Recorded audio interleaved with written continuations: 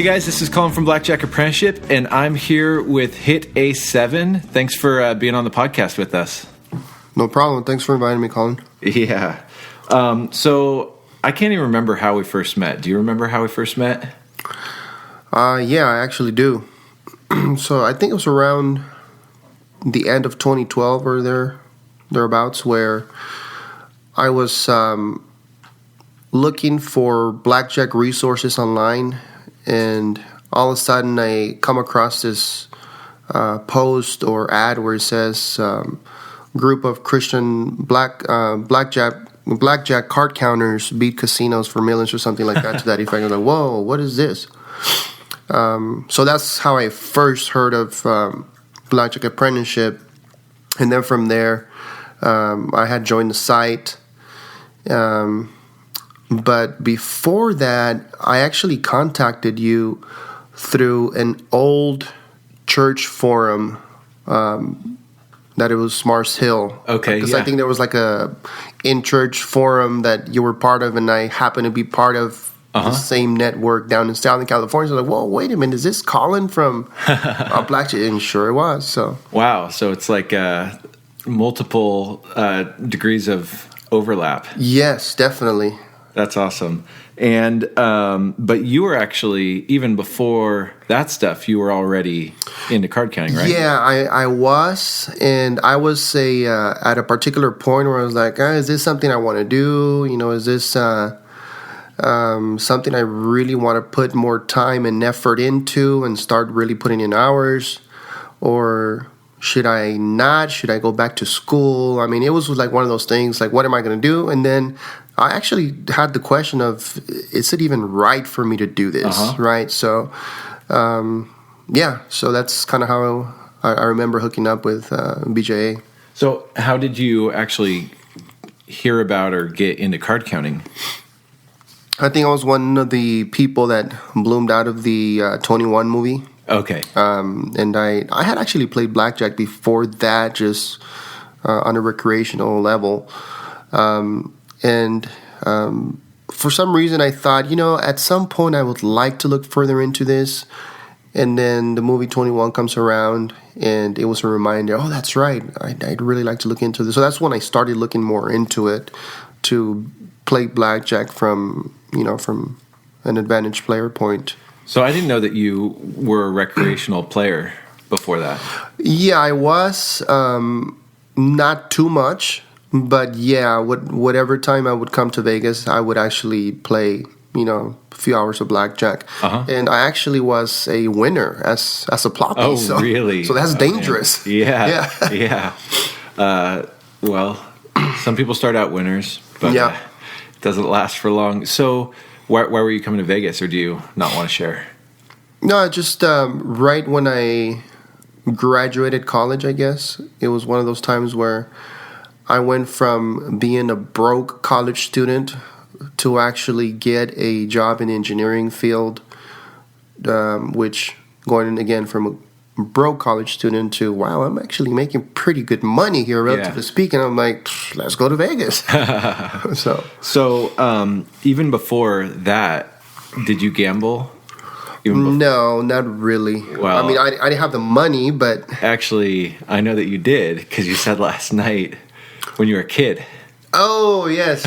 Yeah, so growing up, it was a lot of times playing marbles. Back in Mexico, I grew up in Mexico for like the first 10, 11 years of my life. So yeah, playing marbles or betting on cockfights, roosters. Wow. So yeah. You didn't mention that part. Yeah, I did. Now that I remember it, there was it's just the culture over there, it's what kids do. I guess very different from what kids do nowadays. But yeah, I remember that I had a little gamble in me. Do you think that you had any sort of edge at either marbles or betting on cockfights? Marbles, yes, because I was pretty good. But cockfights, no, not at all. Oh, that's awesome.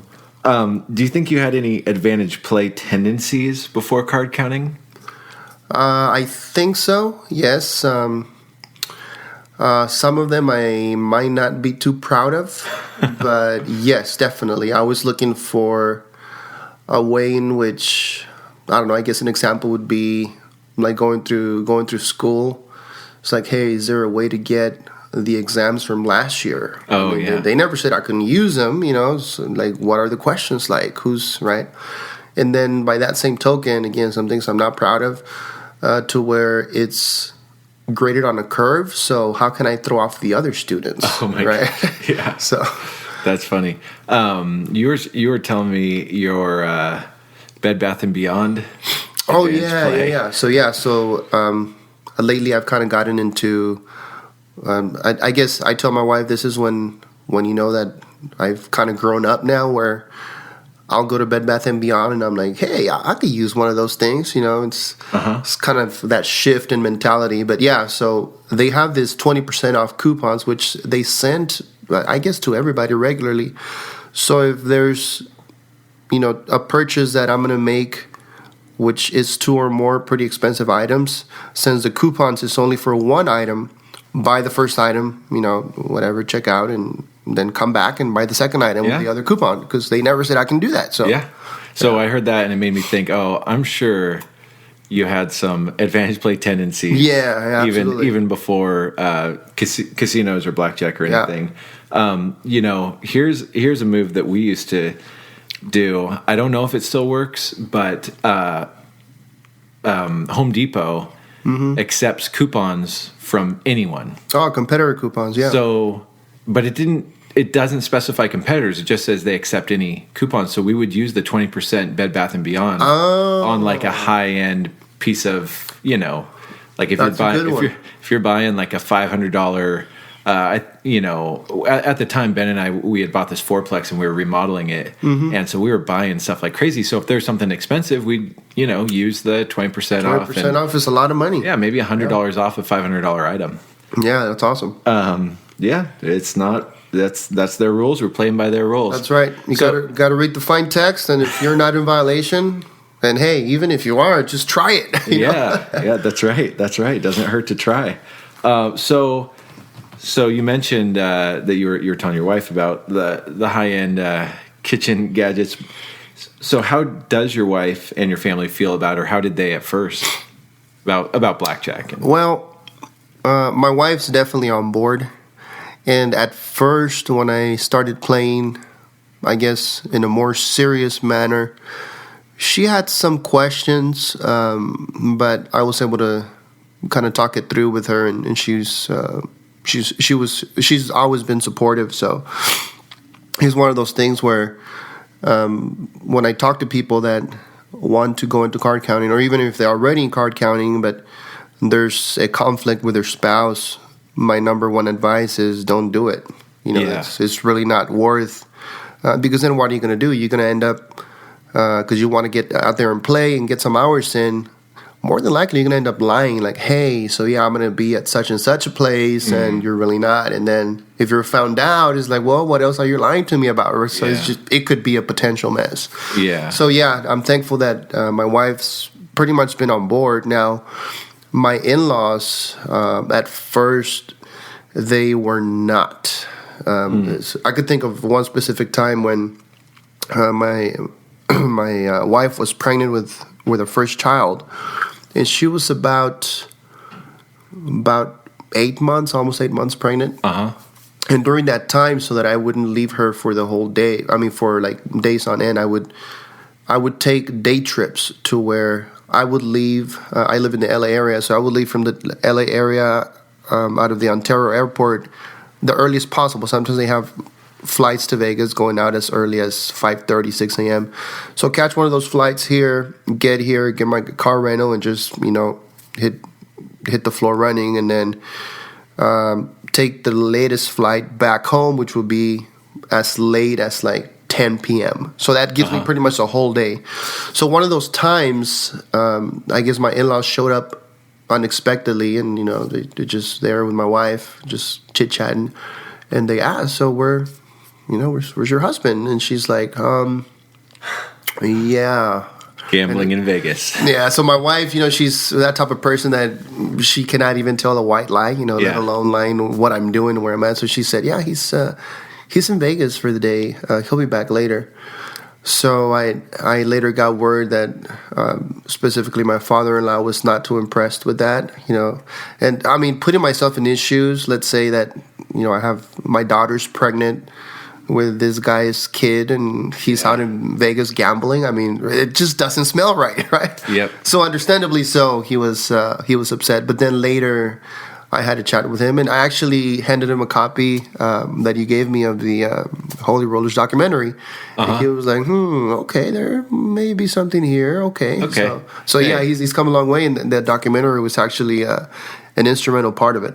Well, I'll consider ourselves trailblazers since we got to have the family, the in-laws, and everyone freak out at us first. But it worked out. It worked out okay for us, and everybody came on board eventually. Yep. So you brought up a good point, which is that how important it is to have your spouse on board. Mm-hmm. I mean, and this doesn't just apply to card counting. Yeah. I mean, anything you're going to be any major decision, especially involving money. Yes. So what we did with the church team is we actually would have, if there was someone that was interested in joining the team, we'd have them and their spouse over for dinner. Yep. Because it was one thing if the husband is like, hey, I want, or vice versa. If there was a woman that was going to join the team, having her husband, because we just knew how important it was. And sometimes they could be like, oh yeah, my wife's on board. And it's that they think they're... That's right. Then when it comes down, all right, it's time to go. Let's go do this. Oh, yeah. Sorry. Or I can only be there one day or whatever. Yeah. And someone might even say, oh yeah, I'm on board. But you can tell by their body language and, you ask enough questions. And we just knew it was so important because if their spouse is going to be gone for a 4-day trip, if the spouse isn't on board, it's really going to be... it's going to be really tough on both of them. Oh yeah, absolutely. And we don't want that. We didn't want that strain on people's marriage. There's a lot of ways to make a living. Yep. So you saw 21. You got interested. When you decided, hey, I think I want to, become a card counter. What was your goal initially? I think it was ultimately a way of making some side income. Then I'm thankful to actually have a pretty well-paying job in what I do. I'm in the engineering field, but that part of me of like, hey, is there a side hustle I could do? Some people sell insurance, some people sell Tupperware, and I'm like, why not play blackjack? Yeah. And also that kind of stick it to the man kind of mentality, I guess. Where do you think you got that stick to the man mentality? I'm not sure. I think that growing up, I moved a lot. My parents moved a lot. So at every new neighborhood or every new school that I was at, I always felt like I was a little bit disadvantaged. First, when I moved to the U.S. because I didn't speak English. And later, just being the new kid in the block, and it creates a certain level of you're like not belonging to the group of kids or the friends or at school. I'm always the one being alone or sitting alone during lunch. So that kind of gave me the feeling that I'm in some way a little bit disadvantaged, and I don't like that. So how can I turn that around? So maybe it had to do something with that. That's really interesting. I've been thinking a lot more about origin stories. And one of the things I kind of realized, I was talking with my buddy from high school, and he's not a card counter, but he's known me as long as almost anybody. And he and I were talking, he was reminding me of, the things that we did. We were always kind of outside the box and willing to do things that weren't wrong, but weren't traditional. That's right. And we were getting in trouble for doing things that weren't wrong. One really stupid example, we never got in trouble for this, but we used to, we just thought it was hilarious. And this was before like the Jackass movies, but we would do what we called shop dropping, where we would take clothes that we didn't want anymore, and then bring them to the mall and put them on the rack, and then watch. And we'd watch and wait to see people, comb through the rack and look. And I remember one time someone, they get to the item of clothing that we had shop dropped. The opposite of shoplifting, so it's not illegal. Yeah. And someone gets to it. I'm like, oh, what do you think of that sweater? And she's like, oh, yeah, this is really nice. I think my husband would like this. And we just thought it was incredible. Now it would be on YouTube, but we just laughed ourselves. Yeah, that's funny. Or we would get random things gift wrapped at the mall because they would have like free gift wrapping. And we would get like clipboards and, water bottles gift wrapped because it was stupid, but we thought it was funny. So more importantly, back to Blackjack. So you're interested. How did you actually train? I basically began with an app. It's out there. It's just card counting. I think that's Card Counter. I'm sorry, that's the name of the app. Card Counter app. And basically just takes you through, learning the basics of. In this case, I chose high-low, and it takes you from like the rudimentary of how to start learning it by the cards having the number on them assigned to them. Neutral or -1 or +1. And then there's different levels, so I just started going through each level and seeing if that's something I could keep count of. And but that was just to get I think started. I've seen that app. That's basically like flipping cards over. Pretty much, yeah. So I did that, and then after I got a hold of your website, then I started going through a little bit more in detail on the drills that you had there at the time. And then just plain old memorizing of the charts. I mean, what the basic strategy is, what the deviations are, and then practicing on kitchen table, just more of the traditional style. So after training yourself for a bit, at what point did you feel like you were ready to actually take it into the casinos? So I actually took a gradual approach. I think I did like basic strategy and starting to do the running count. And then I kind of wanted to test that in a casino environment, but without playing. Just kind of stand behind the players and observe the cards and kind of play out in my head, like what would I do? Yeah. Or was a running count. So that's the first step I took to see how I would feel in the environment, get a little bit of a taste. But I really didn't play maybe until 4 or 5 months when I started just playing red chips to get a more feel. Okay, now I feel a little bit comfortable. Now let's see what it's like to actually sit down and play. So I think within 6 months I was kind of testing the waters. And what kind of bankroll did you start with? I started with 5,000. Okay, so that's not a bad kind of red chip starting bankroll. Yep. So I started with 5,000. And there was the times where I would bet a little bit over what, my tolerance was. But even when I had the $5,000 bankroll, I've always thought of it as a, what is that word? Replenishable. Yeah, replenishable bankroll. Yeah. So I wasn't too worried if I did lose it. Now, when I did make the jump into playing green chips, the first time that I was playing a 1 by 25 to 2 by 150, the first trip that I took that I did that spread, I lost my ass. Man. Big time. So it was like my first major loss of I basically wiped out my trip bankroll of 5,000. So I was like, maybe this is not for me after all. Oh yeah.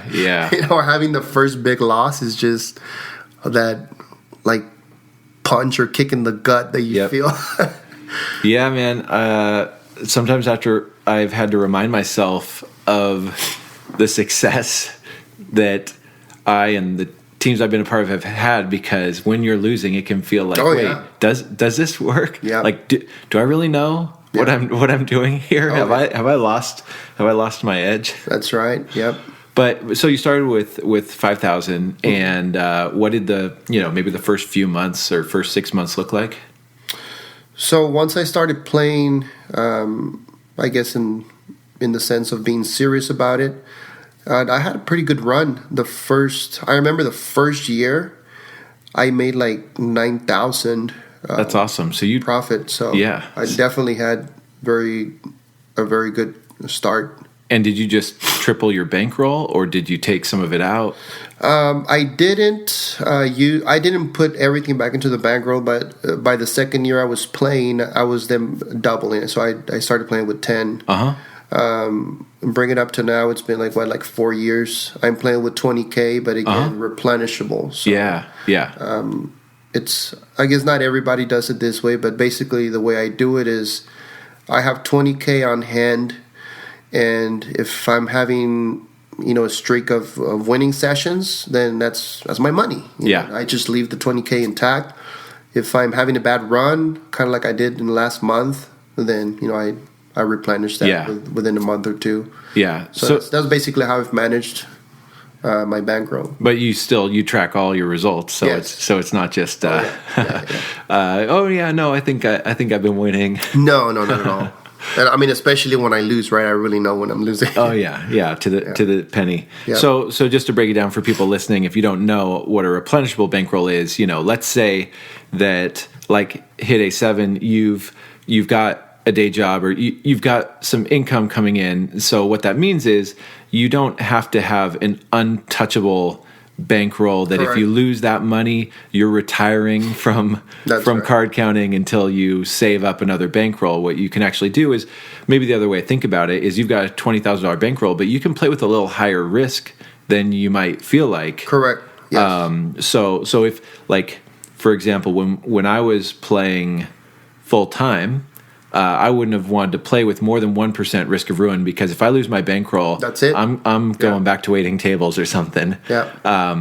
But actually, before that, we played with a little higher risk. I think closer to 5%, because it kind of felt like, well, nothing ventured, nothing gained, and we all had enough income to live off of. So it felt, given the worst case scenario, you would be covered. Yeah. Yeah. Exactly. Yeah. Okay. So I want to talk a little bit more about.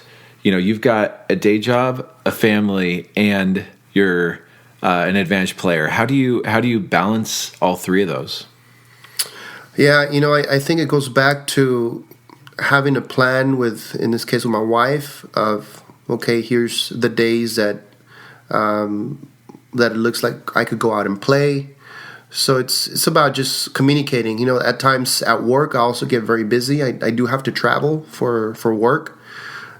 So when I have to travel, typically that means I need to prepare for whatever meeting I'm going to be attending. It's just the nature of my job. So that takes a lot of time. And then when there's a little bit of an off time, like right now, this is the week of Thanksgiving, it gets a little bit slower. So then I take advantage of that. 2 days in a row, just go out there and hit it as hard as possible. Yeah. So yeah, it's I guess to answer your question, it's just a matter of planning and communicating with your spouse, on what you're doing. I think it would be a little bit easier if somebody's just single person, without having to be at home or communicating that to your spouse. But in either case, I think you still need to plan. Yeah. Not just just be willy-nilly about it. Oh, I guess I'll go today, or it's having that plan in place. And so when you've taken money out, like profits, have you had any goal for that, or is it just throw it into savings? Or so interesting you asked that. Last year, early last year actually, I was able to pretty much pay off all my debt. And a big portion of paying off my debts, which is my wife's car, my car, and a little bit of credit card debt that we had, is thanks to Blackjack, Wow. So that was our first goal for me and my wife. If this is working out, let's try to pay that off. So yeah, I mean, that's been a way in which I've benefited from this side hustle, Yeah. The other thing is that I buy music gear, production equipment, and I flip that. So that's another way side hustle. Correct. And the advantage of having a replenishable bankroll is like this. Actually, this week I came across a deal for a really nice compact PA system, state of the art, very, very high quality. And basically, the guy that was selling it, he wanted to sell all of it together. He didn't want to break it down. So, relatively speaking, for somebody that would like to have that, they typically will not have that kind of money laying around. Yeah. And since the guy didn't want to break it down and sell it speaker by speaker or microphone by microphone, then I'm at an advantage because I have that money on hand. And give him a low ball offer, and then he wants to raise that a little bit. At the end of the day, I got it, and now I have that on hand so that I can flip it, and I don't mind how long it takes. I could sell it piece by piece, and at the end come back with the profit. So it gives that flexibility too of if you have that money on hand and you have a replenishable bankroll, where is there anything else out there that I could be using this money for? Totally. So that's an example of how I've benefited from it. That's awesome. And, I think in general, I don't recommend that people use Blackjack to pay off credit card debt, but it sounds like you had a good plan, you had a good income, and this was a way not to kind of like,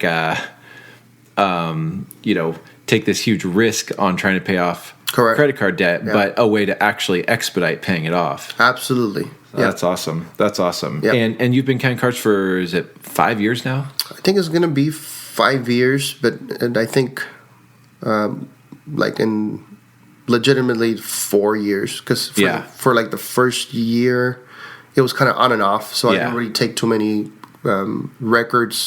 exact records of my play. And so you've been doing it for 4 or 5 years. And do you only count cards now? Maybe. Okay. I've been fortunate enough to be let into a couple of other advantages. As far as Blackjack, I mean, hole carding, it's one of them. So there's been a couple opportunities where, I've read some literature, I've done some research online, and I had started to look for hole carding opportunities, and lo and behold, the time that I least expected it, it was there. So hole carding was one of them, and well, we don't need to talk about specifics, but I guess the reason I ask, what would you say? What percentage of what you do is card counting? Like the majority, still the vast majority. Yeah. Well, I think that's helpful to hear. I've interviewed people that do hole carding. Like we interviewed South AP, and he did a number of things, and interviewed Bob Dancer, who does video poker. It's interesting. I just like to ask because one, it helps people realize that there are advantages outside of just the blackjack table. I mean, we've exploited cashback. I've done a tiny bit of hole carding, but 99% of what I've done is card counting. But just for people to have their also Richard Munchkin, I interviewed him, and he's done all sorts of stuff. Oh yeah. I'd love to be a fly on the wall when that guy's talking about his secret games. He always said, "Hey Richard, what's a secret game?" He's a really intelligent guy, a really nice guy, but he's probably not going to tell any of us about. Hey, do you know where the printing machine for money is? Exactly. So do you have? Well, I know you do have at least one creative way to avoid detection, perhaps with your heritage. Yes, do you absolutely. mind sharing that? Sure, and I think there's opportunity for others out there to think of this opportunity. So basically, since English is my second language, I have a native language, which I was able to milk the strip casinos for a long time. You know how they have that sweet dealer Stanson Soft 17 double deck. So I was able to milk those for almost 2 years by playing the "I'm just a tourist" card, and I don't speak English. So I remember a specific time I was at the MGM playing one of these games, and the pit boss is talking to some other guy, and they're talking about me, and they're basically saying, "So who is this guy? Oh, I don't know. He's maybe a short-lived high roller that's going to bust out here soon," or something like that. And I'm listening to everything he's saying, so I'm like, yeah, I'm so glad that's what you think, you know. So, Yeah.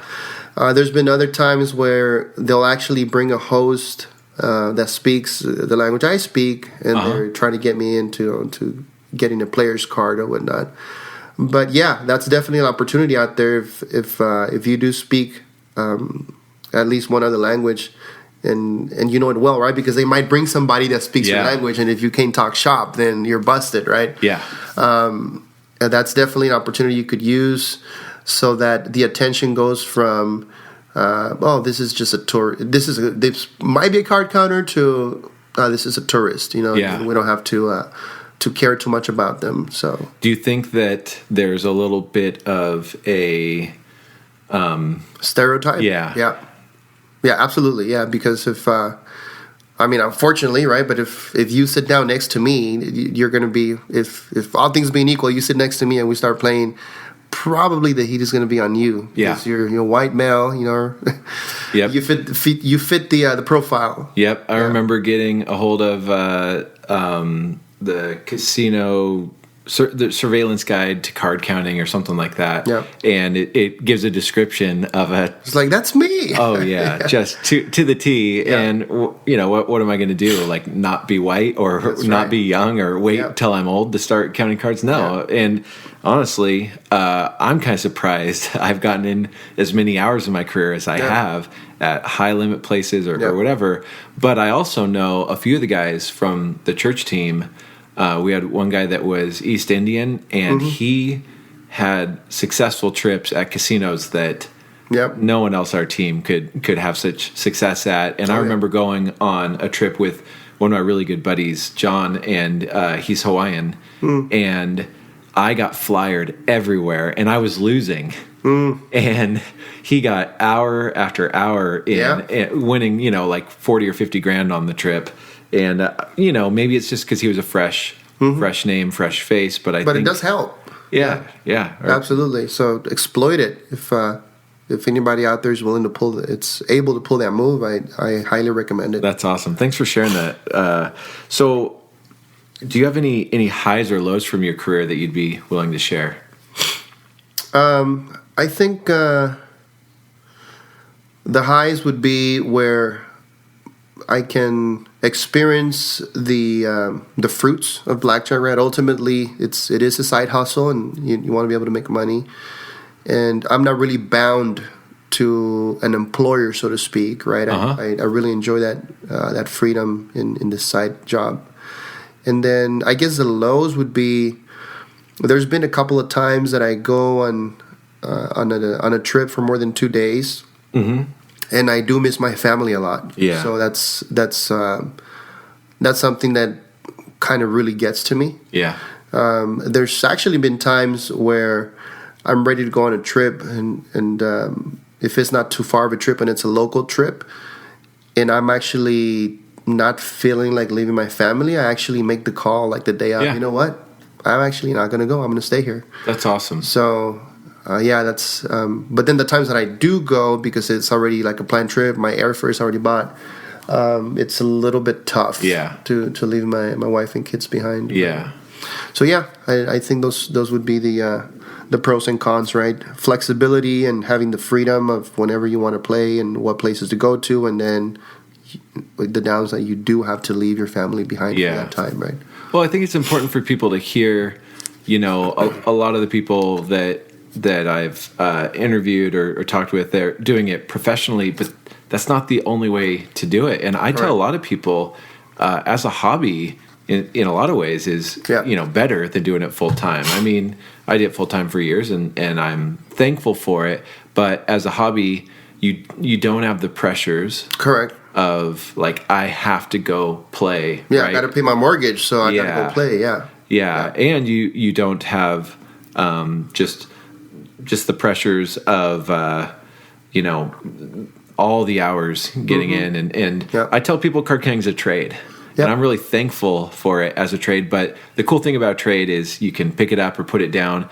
It sounds like you and your wife have figured out what your goals are and aligned card counting with that, or advantage play with that. And so it's fun for me to hear about that. It really, for people listening to be able to hear about that so they can figure out. I say at every boot camp, we want to help you figure out how card counting fits into your life, or if it doesn't. And if it doesn't fit into your life, then don't do it. If it does, you want to make sure that you're doing it in a way that really furthers your goals. That's right. Rather than holding you back. So one other thing I'd like to mention about the not so fun aspect of it, which, I want to be realistic and I want to put the clear picture out there. Last year, 2016, I did have a losing year. Mm-hmm. So a lot of times we may think of this as a glamorous Hollywood-style 21 the movie lifestyle, and it is not. So I did play 2016. I played about 220 hours. Wow. And I did well towards the beginning of those hours, but by the time the year was said and done, I lost. Yeah, it was like a $15,000 or $16,000 loss for the year. Wow! So that was a pretty tough pill to swallow. So and I remember people talking about, hey, if you do this long enough, you're going to have a period where you're going to have a losing streak. So prep for it. And in the back of my mind, I was like, that might happen, but I'm doing pretty good. I don't think that's going to hit me. Lo and behold, So, if somebody out there is experiencing a losing streak, mine was again in the net hours like 215, 220 hours, and it was a net loss. So. Yeah. Well, if you're having a losing streak, the first thing I'd say is make sure that you do have a winning game. Correct. Get it evaluated. But you knew you'd had several years of success before that. But it can happen. We just had Tommy Hyland speak this weekend at our boot camp, and he said in the I think 38 years now he's been doing it. He's had 2 losing years, and he said there were years that he didn't play as many hours as some of the others. But it does have. 225 hours. That's pretty rough. I don't think I've had a losing streak that long yet, but I'm glad that you've managed to keep your composure. Yeah, that's pretty tough. This is pretty a pretty trying time. Yeah, that's why a lot of times when somebody will, because I don't tell people that I do card counting, but if it does come up, I talk a little bit about it, and when people show interest, my first response to them, my first comment is like, "Dude, don't do it." And in a sense, for me, that's like the first test. If somebody's really insistent, right, then after I advise you not to do it, it seems like you really want to try it. So go learn basic strategy and go check out BJA and see if that's really for you. Yep. But it's one of those things where you have to keep in mind it's not like the movies, right? Yes. Where you're going to have this big rush and everything's going to work out. Yeah. It is not that way. Yeah. In 21, I remember the only time they lose is when he got mad? Yeah. Loses control of his emotions and then he starts losing. It's like, no. You can be in perfect control of your emotions. Right. You can play perfectly and it's not going to work out. I think that's not a bad strategy to try to dissuade people from it because there's so much misunderstanding with it that it can attract people that think it's going to be something it's not. I mean, we all want a shortcut, and card counting is a great trade, but it's no shortcut. Yeah, it's a long run. Remember, that's where I was talking about the long run. And speaking about like having emotions and being just pissed off, yesterday I was sharing to a couple of the guys that it recently hit me because I was sharing with them that I generally get pissed off when I'm losing. Like, man, like why? The count was so high and the dealer pulled a 5-card 21. How could this be? But then I'm starting to think, well, if I think about it, it's actually working out the way it should work out. Yeah. Yes. I just got to wait for the long run. Yes. So that kind of gave me some like a slap in the face to myself. It's like, dude, just relax. It's going to work out in the end, right? Yeah, you're getting upset that the math is working. Correct. Yeah. So I was like, how stupid is that? So. Yeah. I tell people that you can't avoid the losses. Yeah. And the good news is you can't avoid the wins if you're playing perfectly. Doing it right. Yeah, it's gonna work out. Yep. Yeah. I mean, there's no way to feel no emotion. Correct. But getting upset when the math is working out. That's right. Yeah. Is a little self-defeating. Correct. So do you have any funny or crazy stories of things you've seen or heard in a casino? This is something I've been wanting to ask people more recently, just because it is such a unique job. Sure. I mean, yeah, I've seen a lot of pretty outrageous things. I remember one time I was at a particularly low roller casino where they didn't even have the 500 chips out, and this guy gets there with just wads of cash, and he wants to bet purple chips.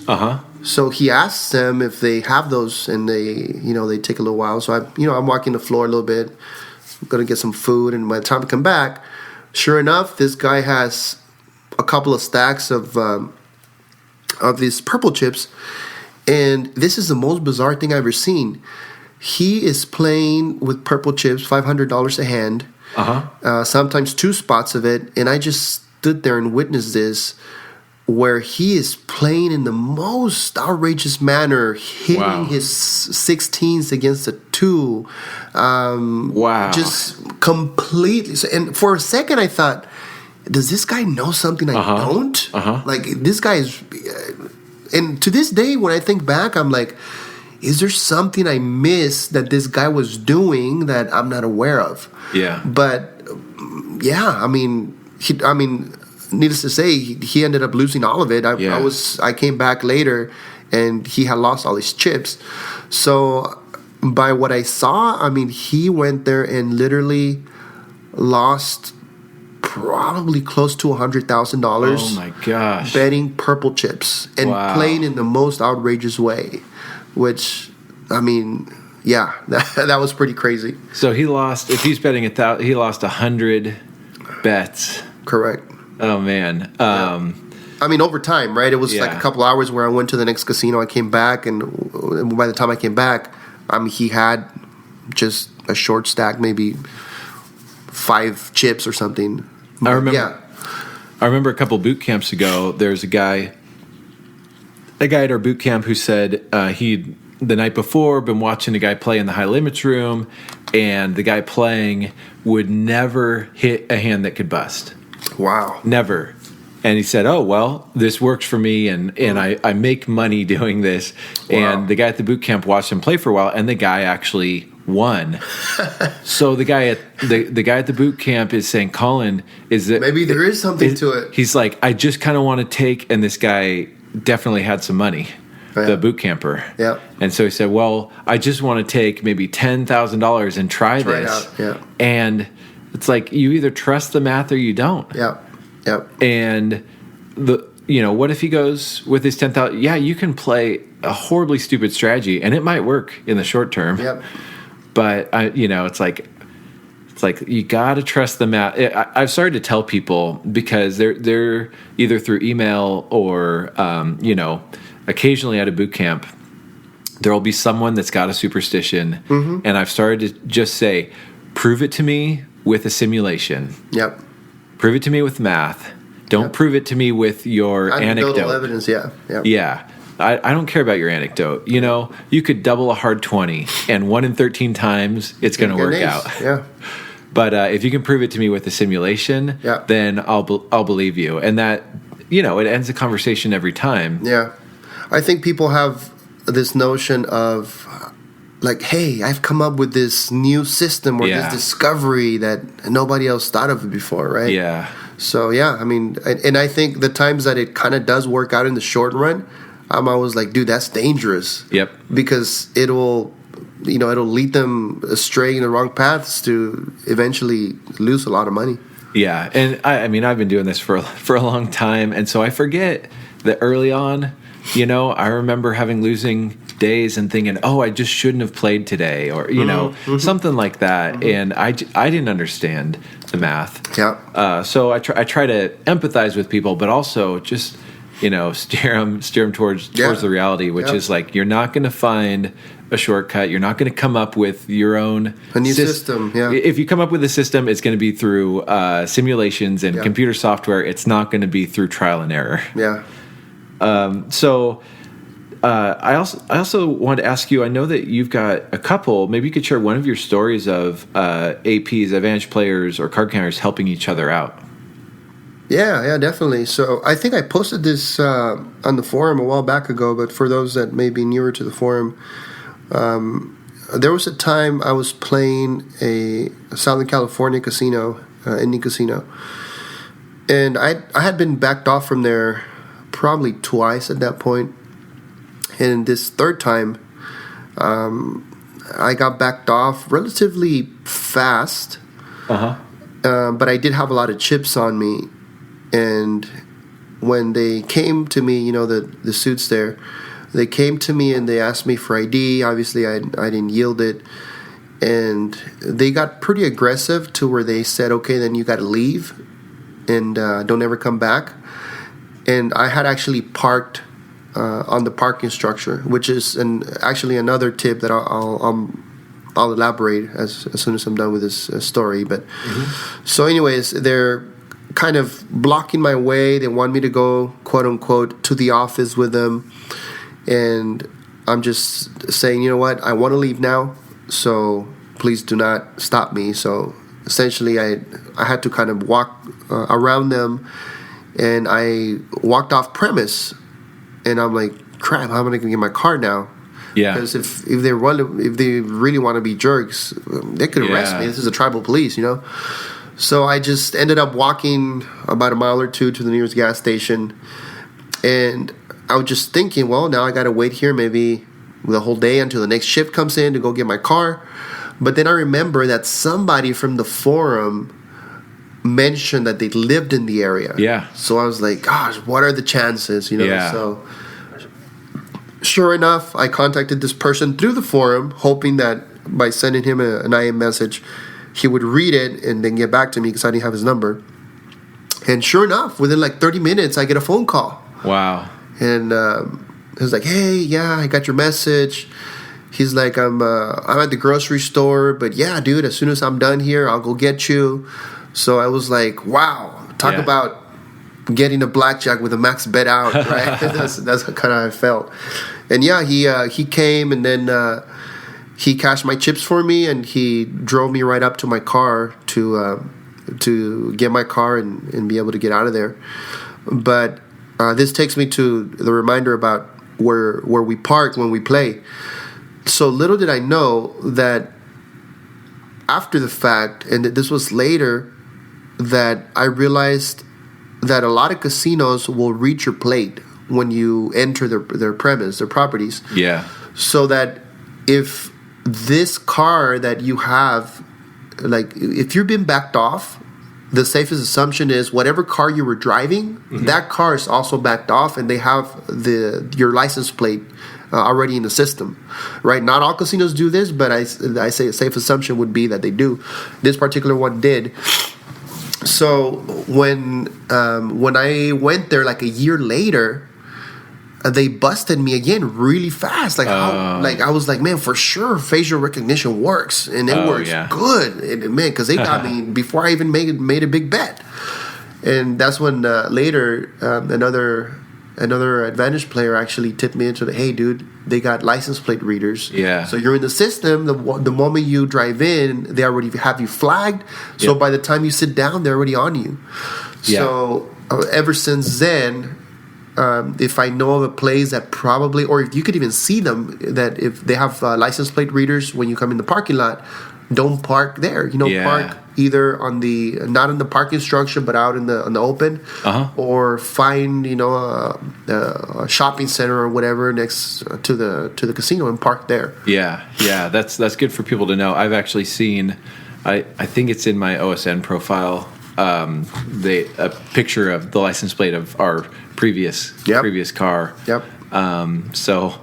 Yeah, gosh, that stuff's frustrating, but it's good for people to know. Yeah, and actually this year, I got busted that way. I was playing under an alias with my cousin's player's card that I had been backed off for some casino, and then I guess I got put in some sort of local database. And early this year, I walking into a casino, and I'm standing there back counting when I see the floor guy get a phone call. He picks up the phone, and then he does one of those things where he looks right at me. Yeah. And I'm like, oh, crap, I haven't even done nothing yet. Yeah. And sure enough, about a minute after that, a lady and two other security guards come, and she addresses me by my cousin's name. And so I already knew they were coming at me, so I said, huh? Like, what are you talking about? Yeah. And that kind of did throw her off a little bit because they expect you to answer by your name. So that's another thing. If they ever call you by name, never answer. Unless you're playing rated, and obviously they know. But if they're on to you and they call out like, "Hey, Colin," just ignore it as if you're not hearing, like they're not calling me. Yeah. But so yeah, I told the lady, "Excuse me, like what are you talking about?" And she kind of hesitated a little bit, and she was like, "Well, you know what? We think that you're somebody that we don't want to let play blackjack, so don't even think about it." Oh, okay. And I'm like, "Who said I was going to play blackjack?" So I'm not acting offended, but I'm like, just a way for me to kind of throw it off so I could leave. But anyway, so yeah, beware of license plate readers. Well, that's cool that I know who it was that helped you out. After that back off, he'd been to a boot camp, and so he was a good guy. If you're listening, don't if you've got large amounts of money, just meet up with any stranger. That's even if you've met them through our forum. We haven't had a bad situation, but I always want to tell people, there could be bad apples anywhere, but absolutely. if it's someone that you've established a relationship with, I like that story because there just are a lot of good stories of advantage players, card counters helping each other out. Yep. And that's something that can make me really proud to be a part of the community, whether it's Blackjack Apprenticeship or just the larger community. So I'll tell you another quick story which recently happened. So some of the guys actually on the forum, and I won't say their name, but I'm pretty sure you could make out who it was. Basically, they visit the casinos that are local to my area, and they get free play on their cards. Yeah. And one of the ways to use up the free play is by churning the money through the video poker machines, right? And then if they got whatever $30 in free play, the base case scenario, you hit a good streak and you're able to make some money. So, anyways, that particular night, this was actually this month. This particular night, I was at the casino, and I had churned through some of their free play through the video poker machine. And they have that each Friday they give away a car or $20,000 in cash, and all you got to do is utilize your card to play, and you're entered in the in the drawing. So I guess you can see where this is going, right? So I turn the money through, and then after I sit down and play blackjack, and midnight comes around, and they say, "Okay, and now for the grand prize winner of the night, the winner is." And then when they said the name, I was like, "Oh, that sounds awfully familiar." And I was like, "Oh crap! Wait a minute, that's my buddy." Yeah, and he's not here to claim the prize. So this was a brand new Ford Mustang or $20,000 in cash. Oh man! And you got 10 minutes to claim your prize, otherwise somebody else is going to be called. And he's halfway across the country. Yeah. So I'm like, man, it's like I've never won a drawing. Yeah. And the time that because of me it is called, it's not me who they're calling, it's my buddy who's not even here, and there's no way he's going to be here. I can't imagine the emotions just sitting there knowing that there's $20,000 or a free card just sitting there. Yes. And the clock's just gonna it's just gonna run out. There's no way. And for the time, I was like, all right, think, what can I do? Is there any? I'm just like, but bottom line, no, you gotta be pressing to win. Obviously, you gotta give your ID, and I would guess your social security number. So I was like, there's no way. So, oh man, that's painful, but there's always gonna be more EV. Yep. Somewhere else. So I want to ask you just a couple more questions. What has card counting taught you that's applied to your life away from the tables? Anything come to mind? Yes, maybe a couple of things. One is that there's for things that are worthwhile, there's really no shortcuts. Yeah. You're gonna have to do the heavy lifting. You're gonna have to really put in the hard work, and that applies to anything. If you want to do well in whatever type of business you're on, like you got to know your stuff. That's good. There's no shortcuts. If somebody comes selling you a shortcut, that should be a red flag indication. Yeah. And I guess the second thing would probably be that at the end of the day, whatever it is that you're doing, what's going to be most important than those means or that activity that you're doing is really the relationships that you develop with people. Yeah. And realize that, at the end of the day, that dealer that is dealing across from me, like, she's a mother, she's a daughter, she has a family, and she's trying to find a way to survive. Yeah. And, advantage players that we have community with, they're people too. They might have different struggles in life that we can relate to, and at the end of the day, it's just the importance of building those relationships and realizing that those relationships are ultimately more important than blackjack or ultimately than money, right? Because I doubt that when we're in our deathbed, if we get the privilege of being in the deathbed, that we're going to be like, you know what? I really wish I would have stayed when the count was at that particular point and made a couple extra $100. That's not going to be. At least I would hope that's not going to be what is going to go through our mind. But more like, man, like I really enjoyed the relationships I had with my family, with my friends, with my community.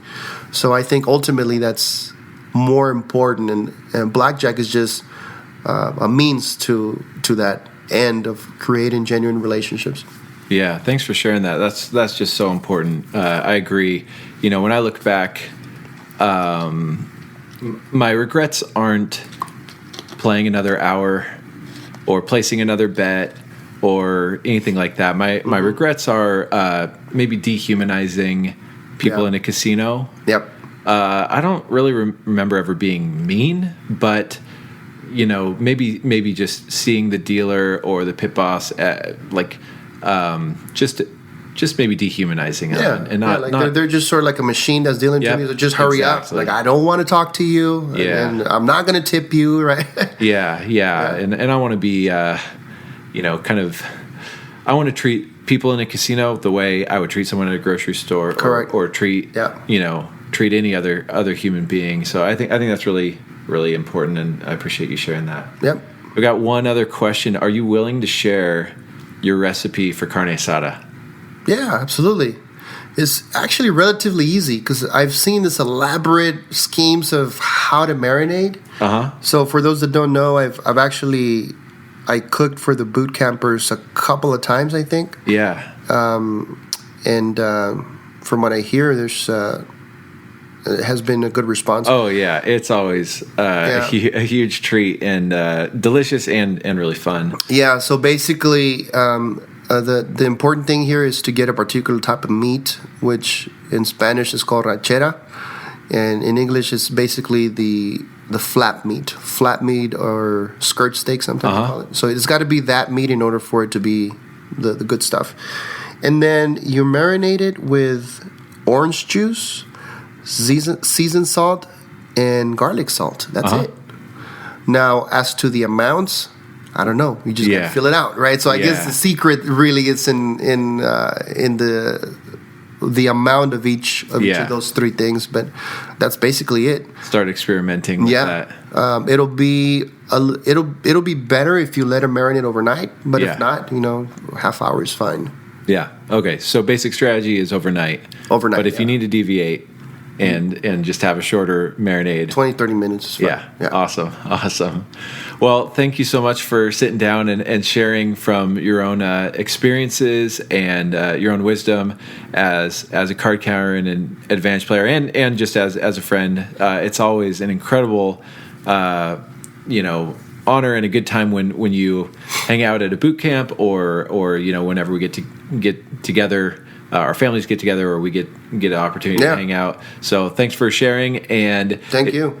Yeah. And if you guys want to, you can read some more of HitA7's stories. There's a really fun one of when he got to meet Max Rubin when he got backed off. Verona. And then the story they referenced earlier about someone helping him out, and he's on the forum, and so you can read more there, or he's a good guy, so I'm sure if you reached out to him, he would say hello back through the forum. And that's going to be it. If you want to learn more about card counting and beating casinos for money, you can check out Blackjack Apprenticeship. We've got video course, we've got drills, we've got an awesome forum that I'm really proud of. We've got podcasts and a bunch of other stuff. So you guys can check it out. And that's all. All right. Thank you.